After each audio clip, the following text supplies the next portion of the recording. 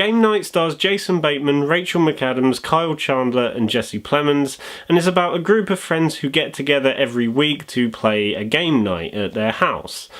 And one day, one of them decides to put together this really elaborate kidnap murder mystery kind of game night for them to play. But unfortunately, on the day it's supposed to happen, the host actually gets kidnapped for real. Unfortunately, the others think this is still part of the game. So the most of the movie is them trying to figure out whether this is part of the game or whether it's real, and basically them trying to survive. Okay, so I'm just going to get this out of the way. Game Night is probably the biggest surprise I've seen so far this year. I went into it expecting it to be a very generic Hollywood comedy that plays a lot of the laughs for gross out humour instead of actual well-written jokes. And you don't get that here. There is no gross out humour whatsoever in this movie, and that was a refreshing thing to see in a movie like this, because there are a lot of movies that come, especially comedies that come out nowadays, that I don't particularly like, because a lot of the jokes they are using in the movies are just, they're not funny, they're just gross. But with Game Night, you don't get any of that. All of the jokes in this movie are well executed and well written, and this is probably the funniest movie I've seen so far this year. It delivered in terms of a comedy aspect, and it delivered in just more ways than one, and I really cannot recommend Game Night enough because of that. You see, one thing that this movie does really well is that it sets up quite a few what seem like generic and predictable jokes at first, but then when the joke actually happens, they do it in a completely different way to what you're expecting, and I thought that was really refreshing to see. And luckily, it doesn't just do it with the jokes, it also does it with its plot as well. There are a lot of twists and turns in the story of this movie, and a lot of them really, really work. Maybe not so much towards the end, but as the movie went on, I was genuinely interested in where this story was going, and most of the twists and turns it took really paid off. And that's one thing I have to mention about this movie. It's incredibly well shot, especially for what at first seems like a generic Hollywood comedy movie. A lot of the dialogue scenes are filmed in almost a kind of tense thriller kind of way, which immediately makes the tone of the movie feel like a crime film, but then you have these really funny moments that juxtapose it in the best possible way. If anything, I would say this movie is very similar to 2016's The Nice Guys in terms of the concept and the plot that is at show and the way that it goes about handling it. It does feel very similar to The Nice Guys. I would say The Nice Guys is the funnier movie out of the two, but I could see what they were trying to do with this movie. And it's not just the dialogue scenes that are uniquely filmed. The action scenes are really, really well handled, and they use the camera in some really unique ways that, again, I wasn't expecting for a movie like this. For example, without spoiling anything, the car chases in this movie are some of the most uniquely filmed that I've seen in recent memory. They feel as the way the car chases are filmed, it feels as if you're playing a car racing game like Forza or Gran Turismo. The camera is placed above the car but also at the back and is static to wherever the car moves. It follows the car almost dead precisely as if you're playing a racing game, and I really like that touch. It doesn't do it too much in the movie, but whenever they do it, it is noticeable, and it is a really nice touch that they do. There are also some camera moves and effects that they add to the movie to make some wide shots look more like a board game, and I thought that was a nice touch as well.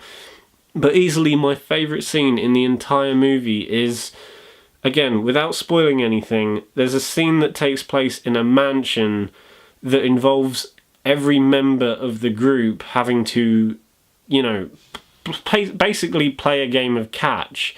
And I won't mention anything else about the scene, but the camera work in that scene is really well done because it's given the illusion of a one-take shot. It's quite obviously not one take because they've hidden cuts here and there, But just the idea of how they went about doing that scene and the way it's executed, I thought was really good, and I just had a big smile on my face throughout that entire scene and throughout most of the movie, to be honest. And all of what I said is backed up by some really good performances. Jason Bateman and Rachel McAdams work really well as the main couple of the movie. I really like their chemistry. You can tell they actually feel like a married couple and they get on really well with each other. Jason Bateman I've always liked in comedies like this, as well as his turn in serious movies like The Gift. Rachel McAdams, again, really good in this movie. She works really well with Jason Bateman. Kyle Chandler I thought was good in this movie.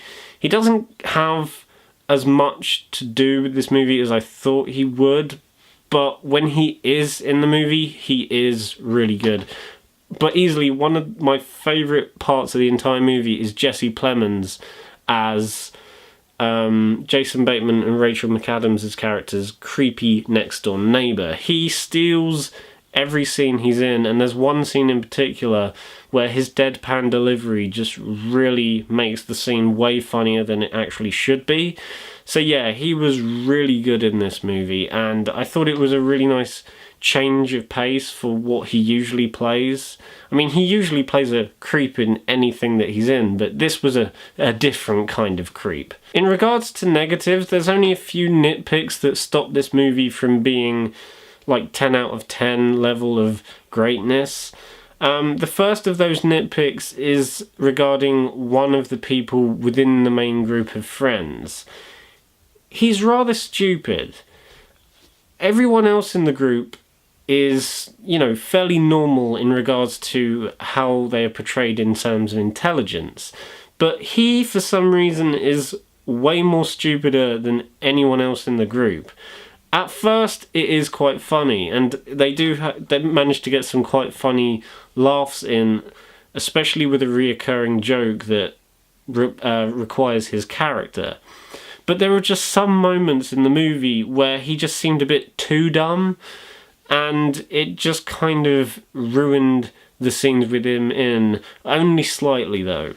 My other nitpick is in regarding to the final major twist that happens in the movie, because you have a couple of twists that happen in like the middle and near the end, but there is one major plot twist that happens right towards the end with about 10 to 15 minutes of the runtime left to spare. And that whole 5 to 10 minutes of the end does feel a bit rushed, even though there are some really funny jokes and really cool action scenes set up in that 5 to 10 minutes.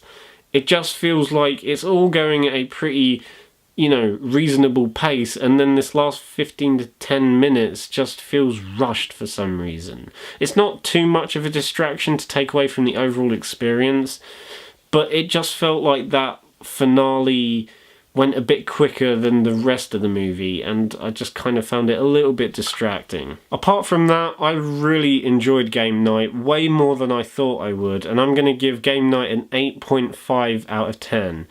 If you haven't seen this movie yet, I highly recommend you do so, because I do feel, again, like I said earlier, this is going to be this year's version of The Nice Guys. Not just in terms of how the movie turned out, but also in terms of how it's going to perform at the box office, because The Nice Guys was my favourite movie of 2016, but unfortunately it did crap at the box office, which is a real shame considering how good that movie was.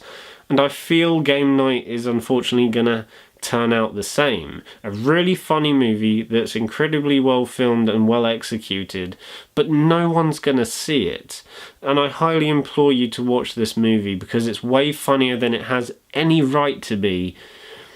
And you can tell that they really did try when making this movie, unlike most other comedies that get released nowadays where no effort gets put into it at all. So I highly recommend you go and see Game Night if you haven't already, because it's one of those movies that really deserves to be backed, because I don't think, if it wasn't for reviewers like myself and all of this, you know, word of mouth that it is a good movie, I don't think it would get as much attention as it needs to. So please, I implore you to see this movie if you get a chance. So guys, that was my review of Game Night. I hope you enjoyed it. If you liked the video, then give it a thumbs up and subscribe to the channel if you haven't already. Bye.